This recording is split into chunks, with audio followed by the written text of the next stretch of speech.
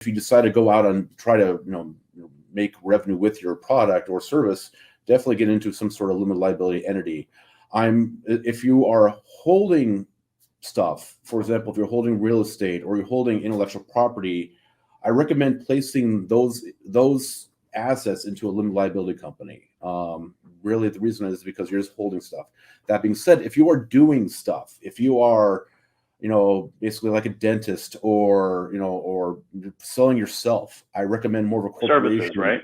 Services. Yeah. I recommend a corporation because you get better tax consequences, depending on how you decide to be taxed, as either as a subchapter S corporation or subchapter C corporation, most likely subchapter S corporation, and we'll get into that a little bit later. But I like corporations as a legal entity because corporations have been around forever. We know what the law is on those. And one of the first cases I studied down in Oregon when I went to law school was a Washington case about what not to do with a corporation. So if you follow the rules with a corporation, the liability protection for you is pretty much sound. And the whole idea for setting up a business entity is to provide a legal barrier between you and your creditors.